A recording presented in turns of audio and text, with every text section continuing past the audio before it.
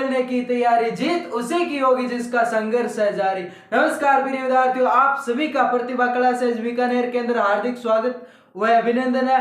आज हम कक्षा 10 के अंदर इतिहास का अध्याय नंबर 2 स्टार्ट करने वाले हैं, जिसका नाम है भारत में राष्ट्रवाद। इसको हम 2 लेक्चर में कंप्लीट करने की कोशिश करते हैं। आइए स्टार्ट करते हैं भारत में राष्ट्रवाद। राष्ट्रवाद होता क्या है, एक उदाहरण के रूप में हम समझते हैं राष्ट्रवाद।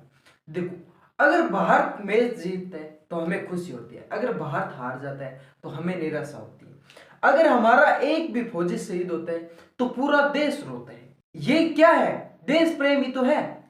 तो ये जो देश प्रेम की भावना है भारतीयों के अंदर किस प्रकार से पनपी, इससे पहले हम ये समझेंगे कि अपना जो भारत देश है अंग्रेजों के अधीन किस प्रकार से हुआ। तो देखते हैं कि अंग्रेजों ने क्या किया और किस प्रकार से हम अंग्रेजों के अधीन हो गए। देखो, 1600 ईस्वी की बात है। कब की बात है? 1600 ईस्वी की बात है। 1600 ईस्वी के अंदर ईस्ट इंडिया कंपनी क्या करती है? भारत आती है। ईस्ट इंडिया कंपनी भारत आती है, क्या उद्देश्य से आती है? उनका केवल उद्देश्य एक ही रहता है कि हम भारत के अंदर व्यापार करेंगे और वहां से व्यापार करके अपना धन अर्जित करेंगे। परंतु कुछ समय के बाद उन्हें लगता है कि भारतीय लोग बहुत ही सीधे साधे और भोले हैं, तो क्यों ना इनको हम अपने अधीन बनाकर इनके ऊपर शासन किया जाए। तो उनको लगा हाँ, वास्तव में इनके ऊपर हम शासन कर सकते हैं। तब वो 1757 के अंदर एक लड़ाई लड़ते हैं जिसे कहते हैं प्लासी का युद्ध। कब लड़ते हैं? 1757 के अंदर। अगर किसी देश के ऊपर अपने को शासन करना है तो उसका मतलब यह है कि उसे पूरा का पूरा अपने कोर में लेना, अधीन करना। वो सारा पूरा देश एक साथ अपने अंडर में नहीं आ सकता। तो क्या करते हैं, पहले किसी एक क्षेत्र के ऊपर, उन क्षेत्र के ऊपर शासन किया जाता है, उसको अपने अधीन किया जाता है और फिर धीरे धीरे वो प्रोसेस चलती है और पूरे एरिया को कवर किया जाता है। तो उन्होंने क्या किया अंग्रेजों ने कि प्लासी की लड़ाई के अंदर बंगाल को अपने अधीन कर लिया। किसको कर लिया? बंगाल को। बंगाल को अपने अधीन कर लिया और इस प्लासी की लड़ाई को अंग्रेज विजय हो जाती है। अंग्रेजों और बंगाल के नवाबों के बीच ये लड़ाई होती है। तो ये युद्ध अंग्रेजों द्वारा जीत लिए जाते हैं। तो इस एक युद्ध की जीतने से अंग्रेजों की विजय पूर्णतः नहीं होगी, क्योंकि उन्हें तो पूरे भारतवर्ष पर राज करना है। इसलिए वो एक लड़ाई और लड़ती है। वो कब लड़ती है? 1764 के अंदर, जिसे हम कहते हैं बक्सर का युद्ध। बक्सर का युद्ध। तो यह लड़ाई भी अंग्रेजों द्वारा जीत ली जाती है। इस लड़ाई की एक खास बात यह होती है कि जो दिल्ली सल्तनत का राजा था वो भी इसके अंदर अधीन हो जाता है, वो भी हार जाते हैं। तो अब दिल्ली पर अंग्रेजों का शासन हो गया, तो पूरे भारत के अंदर अंग्रेजों का शासन हो गया। इस प्रकार से हम अंग्रेजों के अधीन हो जाते हैं। पर हम अंग्रेजों के अधीन होने के बाद हमने समय समय पर स्वतंत्रता प्राप्त करने के लिए बहुत कोशिश की। उन सभी में से एक है 1857 की क्रांति। आपने पढ़ा होगा 1857 की क्रांति। ये पूरे 100 सालों के बाद हुई थी और इसमें हमने बहुत प्रयास किया कि हम किसी न किसी प्रकार से स्वतंत्रता प्राप्त कर ले, परंतु इसमें हम सफल नहीं हो पाए, क्योंकि अपनी एक योजना नहीं थी और हम उतने मतलब एक व्यवस्थित रूप से ये क्रांति नहीं हुई थी। इस वजह से ये क्रांति हमारी सफल नहीं हो पाई। अब बात आती है 1914 से लेकर 1918 के बीच।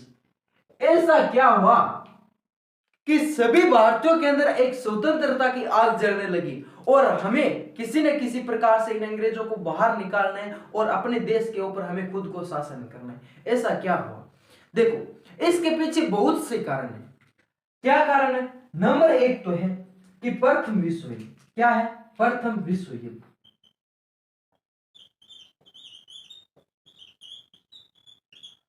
पहला विश्व युद्ध। नंबर 2 है महामारी और नंबर 3 है अकाल का पड़ना।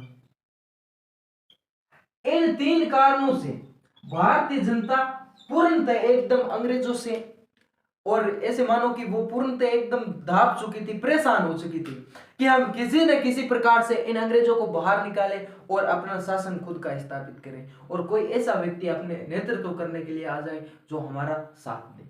तो क्या होता है कि भाई सर, युद्ध कैसे प्रकार से ऐसा कारण हुआ कि हमारे अंदर राष्ट्रवाद की भावना बनती। देखो, युद्ध इस प्रकार से प्रभावी रहा कि युद्ध के अंदर सबसे पहले धन की आवश्यकता होती है और नंबर 2 सेना की आवश्यकता होती है। ठीक है, अब अंग्रेजों ने क्या किया कि धन के लिए, धन किस लिए चाहता है चाहिए युद्ध में, अस्त्र शस्त्र सभी खरीदने के लिए धन की आवश्यकता होती है, सेना को रखने के लिए भी धन की आवश्यकता होती है। तो अंग्रेजों ने क्या किया, भारतीय लोगों पर टैक्स बढ़ाना शुरू कर दिया, यानी कि कर वसूली अधिक कर दी, आय कर, अन्य बहुत सारे ऐसे कर लगा दिए जिस वजह से भारतीय जनता पूर्णतः परेशान हो चुकी थी अंग्रेजों से। और दूसरा कारण है सेना, क्योंकि अंग्रेजों ने क्या किया, भारतीय लोगों को जबरदस्ती सेना में भर्ती कराना शुरू कर दिया, जिस वजह से भी भारतीय जनता बहुत परेशान हो चुकी थी। और नंबर 2 है महामारी। फ्लू नाम की एक बीमारी आई थी जो चूहों से फैलने वाला एक भयंकर रोग था, उसकी वजह से बहुत सारे भारतीय लोग मरे थे और बहुत ज्यादा लोगों को संकट का सामना करना पड़ा था। और नंबर 3 है अकाल, यानी कि उन समय ऐसी परिस्थिति आ गई कि बरसात हो नहीं रही थी और खेतों में अनाज उत्पन्न नहीं हो रहा था, तो अकाल पड़ रहा था। तो भारतीय किसान भी एक तरह से बहुत नाराज थे इसको लेकर। तो ये सारे कारण थे जिसकी वजह से वो चाहते थे कि हम अंग्रेजों से लड़ाई करें, और उनको एक ऐसा नेता उभर कर आता है जो इनका साथ देता है। वो कौन आते हैं, गांधी जी। कौन आते हैं, महात्मा गांधी।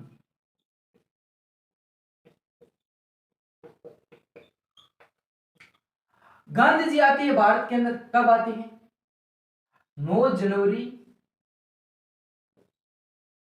1915 के अंदर। 9 जनवरी 1915 के अंदर गांधी जी भारत आते हैं और उसी मध्य प्रथम विश्व युद्ध चल रहा होता है। तो अंग्रेज क्या करते हैं, वादे बहुत करते हैं, मिलने की तुम कोशिश करना, वादा कभी न करना, क्योंकि वादा तो टूट जाता है। तो अंग्रेजों ने कहा कि जैसे प्रथम विश्व युद्ध समाप्त होगा तो आपको हम बहुत सारी व्यवस्था देंगे, आपको इतनी समस्या का सामना नहीं करना पड़ेगा। तो गांधी जी भी कहीं ना कहीं उस बात से सहमत हो गए और गांधी जी ने क्या किया, जो यहाँ के भारतीय लोग थे उनको सेना के अंदर भर्ती करना शुरू कर दिया। भारतीयों को क्या किया, सेना में भर्ती कराना शुरू कर दिया। इसीलिए गांधी जी को एक उपाधि दी गई, भर्ती कराने वाला सार्वेंट।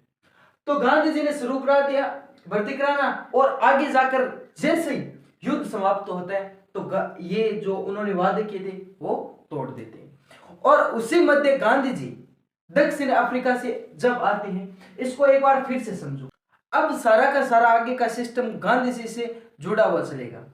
तो देखो, गांधी जी अपनी पढ़ाई इंग्लैंड से प्राप्त करके आते हैं और इंग्लैंड से भारत आते हैं, और आने के बाद वो दक्षिण अफ्रीका चले जाते हैं। दक्षिण अफ्रीका क्यों गए थे, दक्षिण अफ्रीका वो वकालत करने के लिए गए थे। ठीक है, वहां पर उन्होंने बहुत सारे ऐसे अच्छे अच्छे कार्य भी किए।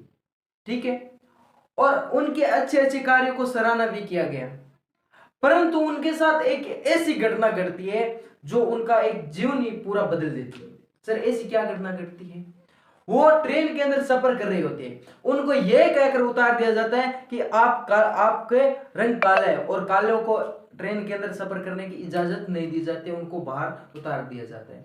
वो घटना को देखने के बाद गांधी जी सोचते, करे हमारे साथ ऐसा कर रहे हैं, अपने देश इनके अधीन है तो अपने देश के साथ वो क्या कर रहे होंगे। ये सारी विचारधारा उनके दिमाग में चलती रहती है और वो क्या करती है, भारत आते हैं। भारत कब आते हैं आपको पता है, 9 जनवरी 1915 को भारत आते हैं, और भारत आते ही वो अपना कमंडल घुमाते हैं और उनके मन में केवल एक ही जिज्ञासा, किसी न किसी प्रकार से अपने देश को मैं आजाद करा दूं। ठीक है, तो वो उनके अंदर एक इच्छा थी। तो उन्होंने सर्वप्रथम क्या किया, 1915 के अंदर आते ही साबरमती आश्रम की स्थापना कर देती है। साबरमती आश्रम की स्थापना कहां करते हैं, गुजरात के अंदर कर देते हैं। ठीक है, उसके बाद 1916 के अंदर क्या करते हैं, चंपारण आंदोलन करते हैं। क्या करते हैं? चंपारण आंदोलन, या फिर कह सकते हो आप सत्याग्रह। ये सत्याग्रह क्या चीज है, पहले इसके बारे में समझो। सत्याग्रह का मतलब है कि सत्य की ओर आग्रह करना। अगर आप अपनी लड़ाई अन्याय के खिलाफ लड़ रहे हो, तो अगर आपका रास्ता सत्य है तो आपको जीत निश्चित ही मिलेगी। तो गांधी जी ये एक योजना लेकर आई सत्याग्रह की। ये योजना क्यों लेकर आए भाई? इसके पीछे भी एक बहुत बड़ा कारण है, वो समझो। वो क्या कारण है कि हम अंग्रेजों से आमने सामने की लड़ाई नहीं लड़ सकते, अंग्रेजों से आमने सामने की लड़ाई नहीं लड़ सकते थे। इसलिए गांधी जी ने कहा कि अगर मैं ये सत्याग्रह का रास्ता अपनाऊंगा तो अपनी जीत निश्चित हो जाएगी। अंग्रेजों से आमने सामने की लड़ाई क्यों नहीं लड़ सकते? क्योंकि अंग्रेजों के पास आधुनिक हथियार थे, हमारे पास वो नहीं थे। अंग्रेजों के पास सेना थी, हमारे पास वो नहीं थे। वो सारे कारणों की वजह से गांधी जी ने एक सत्याग्रह की योजना लेकर आई और उन्होंने कहा हम अहिंसा के रूप में चलेंगे। कुछ बच्चों को यह भी नहीं समझ में आता कि हिंसा क्या होती है और अहिंसा क्या होती है। हिंसा का मतलब है लड़ाई झगड़ा करना, मारपीट करना, और अहिंसा का मतलब है कि लड़ाई झगड़ा मारपीट न करना। जिस प्रकार आपने सुना है कि गांधी जी एक गाल पर थप्पड़ मारा तो दूसरा सामने कर दिया, वो होता है अहिंसा, यानी कि लड़ाई झगड़ा न करके और अपनी शांतिपूर्वक योजना बनाकर किसी चीज का विरोध करना। ठीक है, तो इस रूप में गांधी जी ने पहला सत्याग्रह कहां किया? चंपारण। चंपारण कहां पड़ता है भाई? बिहार के अंदर। बिहार के अंदर ये आंदोलन शुरू करती है। क्यों करती है? कि वहां पर एक खेती करवाई जाती थी जिसे कहते हैं नील की खेती। नील की खेती अंग्रेजों द्वारा जबरदस्ती करवाई जाती थी, जिसे हम तीन कंडिया प्रणाली के नाम से जानते हैं। क्योंकि अंग्रेजों को इस नील खेती का बहुत ज्यादा फायदा था, वो अपने देश में ले जाकर इसको काम में लेते थे, परंतु अंग्रेज अपने भारतीयों को इसका कोई फायदा नहीं था। क्यों नहीं था? कि इस खेती को एक दो बार करने के बाद भूमि अनुपजाई हो जाती थी और किसान लोग धीरे धीरे भूमिहीन होते जा रहे थे। इसलिए ये बहुत ही, इससे किसान बहुत नाराज थे और इस चीज का वहां पर विरोध कर रही होती है। तब गांधी जी वहां पर जाते हैं और आंदोलन करते हैं और ये तीन कंडिया प्रणाली को समाप्त करते हैं और ये पहला सत्याग्रह उनका हो जाता है सफल। और नंबर 2 पर उनका एक सत्याग्रह होता है 1918। सॉरी, यहां पर मैंने डेट गलत लिख दी है, यहां पर 1916 नहीं, 1917 है। ठीक है, और 1918 के अंदर क्या करते हैं? खेड़ा आंदोलन। खेड़ा आंदोलन या खेड़ा सत्याग्रह। खेड़ा सत्याग्रह, खेड़ा कहां पर है? गुजरात के अंदर। कहां पर अभी? गुजरात के अंदर है। वहां पर करते हैं आंदोलन। क्यों करती है? क्योंकि वहां की जो जनता थी महामारी की वजह से और इस बीमारी जो अकाल पड़ गया इसकी वजह से वो टैक्स देने में समर्थ नहीं थी, इसलिए वो उस चीज का विरोध करती है और गांधी जी जाते हैं, ये आंदोलन भी उनका हो जाता है सफल। नंबर 3, 1918 के अंदर अहमदाबाद मिल मजदूर आंदोलन। अहमदाबाद कहां पर पड़ता है? गुजरात के अंदर। अहमदाबाद मिल मजदूर आंदोलन। अहमदाबाद के अंदर गांधी जी जाते हैं और वहां के जो मजदूर थे वो इस चीज से परेशान थे कि उनको जो बोनस दिया जाता था वो मिलों के मालिकों द्वारा बंद कर दिया जाता है। दूसरा कारण ये होता है कि उनकी एक मांग होती है कि हमें 50% तक बता दो। तो गांधी जी वहां पर जाते हैं और जाने के बाद गांधी जी कहते हैं कि इनका जो बोनस है वो फिर वापस दो। तो बोनस दिए जाते हैं, बोनस शुरू कर देते हैं। और ये जो मिल थे, मिलों के मालिक थे, इन्होंने कहा कि हम 50% भत्ता नहीं देंगे, केवल आपको कितना दे सकते हैं? 20% तक का भत्ता दे सकती है। परंतु वहां के जो मजदूर थे वो 20% से राजी नहीं होते। गांधी जी वहां पर जाते हैं और वो कहते हैं कि अपने भी छोड़ो और उनकी भी छोड़ो और आप 35% के अंदर डन कर लो। तो 35% के अंदर वो राजी होते हैं और गांधी जी का तीसरा सत्याग्रह भी सफल। ये 3 सत्याग्रह गांधी जी के होने के बाद गांधी जी पूरे भारतवर्ष में फेमस हो जाते हैं और पूरे भारतवर्ष में लोग कहते हैं ऐसा महात्मा है, ऐसा संत है जो वो जहां भी जाता है वो अपनी जीत लेकर ही वापस आते हैं। तो ये सब इस प्रकार से गांधी जी पूरे भारत के अंदर चर्चित हो जाते हैं और ये कारण अंग्रेजों का एक चिंता का विषय बनता है कि देखो इस प्रकार से ये आंदोलन कर रहा है और ये विजेता प्राप्त कर रहा है, तो ये कहीं ना कहीं अपने नुकसान का कारण भविष्य के अंदर बनता है। तो अंग्रेज क्या करते हैं कि एक एक्ट लेकर आती है जिसे हम 1919 का रोल्ट एक्ट के नाम से जानते हैं। क्या नाम से जानते हैं? 1919 का रोल्ट एक्ट। तो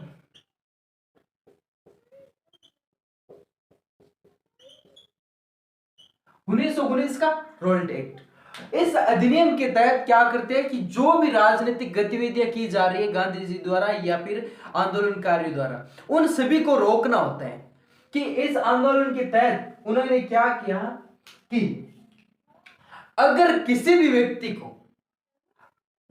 व्यक्ति से हमें यह लगता है, शक होता है कि ये आंदोलनकारी है और ये अपने सरकार को नुकसान पहुंचाएगा, तो उनको क्या किया कि सीधा 2 वर्ष की सजा देने का प्रावधान कर लिया इस कानून के अंदर। कि सीधा का सीधा हम ले जाएंगे और जेल के अंदर डाल देंगे 2 साल के लिए, न आप वकील कर सकते, न कोई न्यायालय में अपील कर सकते। इसलिए इसे काला कानून के नाम से जानते हैं। काला कानून एक्ट का मतलब क्या होता है? अधिनियम या कानून। काला कानून के नाम से जान लेते हैं। और दूसरा, इसे बिना अपील बिना दलील के कानून के नाम से भी जाना जाता है। ये क्यों लेकर आया? क्योंकि अंग्रेज भारतीयों के ऊपर अन्याय करते थे ना, तो वो सीधा नहीं करते थे, उन्हें एक बहाना चाहिए था। वो कहते थे कि देखो ये कार्य हम इसलिए कर रहे हैं कि इस अधिनियम में लिखा हुआ है, ऊपर सरकार से ये हमें आदेश है, तो ये दिखा देते और हमें तो ये आदेश है, अगर आप हमें लग रहे हो तो शक के आधार पर 2 साल के लिए अंदर डाल दिया जाता था। तो इस अधिनियम को लेकर भारतीय जनता और ज्यादा परेशान हो गई, क्योंकि ये अधिनियम के अंदर लोग सीधा का सीधा 2 साल के अंदर डाल रहे थे और कोई अपील न सुनाई थी, कुछ नहीं था। तो भारतीय जनता इसका बहुत ही बढ़ चढ़कर विरोध कर रही थी। कहीं पर बैंकों को जलाया जाता था, दुकानों को जलाया जाता था। आपको पता है कि जिस प्रकार आंदोलनकारी है वो किस प्रकार से आंदोलन करते हैं, तो उसी प्रकार एक बहुत ही खतरनाक माहौल हुआ। तो उस माहौल को देखते हुए इन्होंने क्या किया कि एक नियम लागू कर दिया। क्या लागू किया? जिसे हम कहते हैं martial law. Sir martial law क्या होता है? मार्शल लॉ अगर लागू कर दिया जाता है तो पूरा का पूरा जो शासन व्यवस्था है वो जो सेना उसके अधीन आ जाती है। तो सारा का सारा सिस्टम सेना के अधीन दे दिया गया, मार्शल लॉ लागू कर दिया गया। और इसकी जो कमान है किसको संभालनी पड़ी? उसको बुला दी जनरल डायर को। जनरल डायर को इसकी कमान बुला दी। तो अब क्या होता है कि आपने सुना होगा कि जलियांवाला बाग, एक नाम तो सुना ही होगा, जलियांवाला बाग।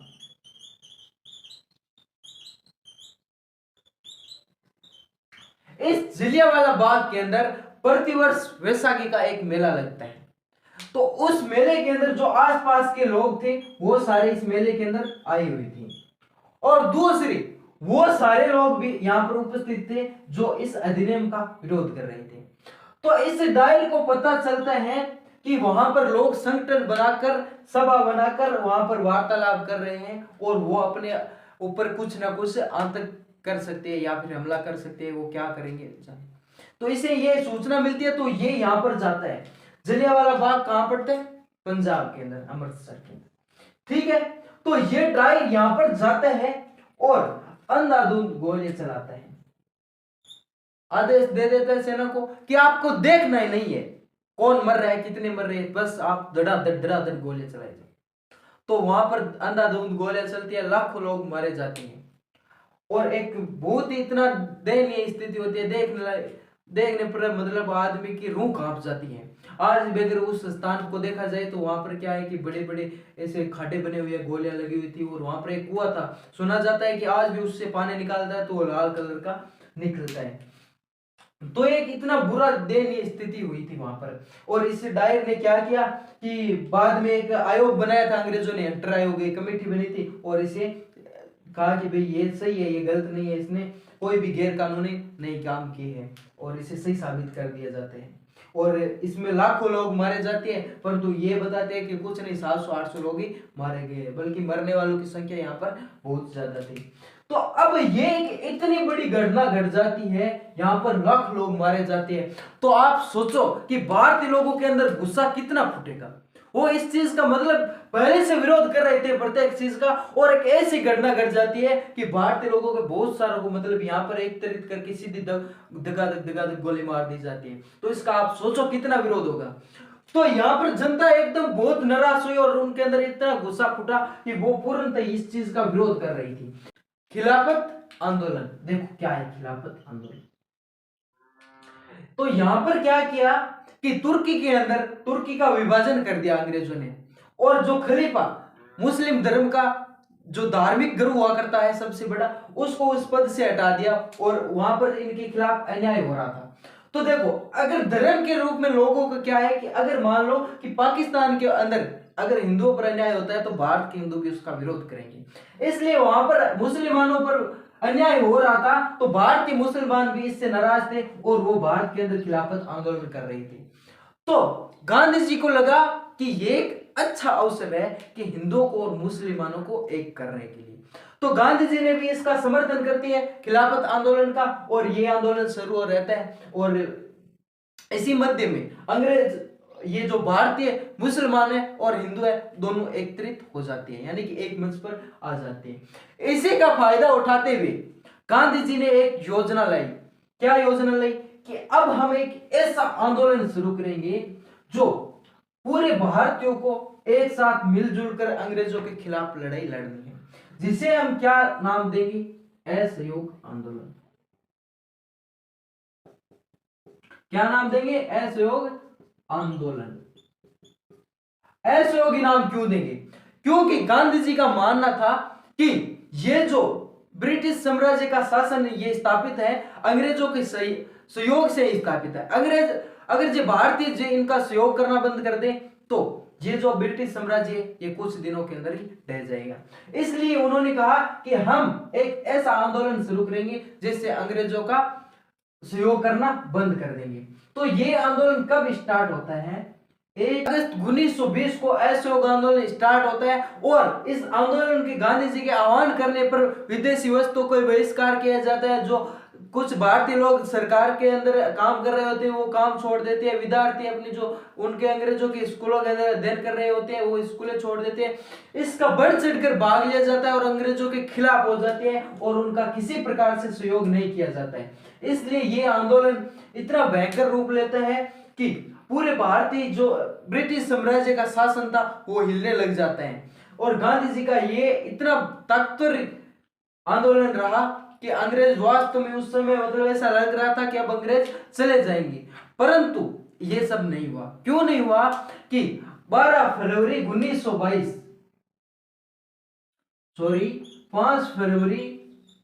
1922 के अंदर एक घटना घटती है जिसे क्या कहते हैं, चोरा चोरी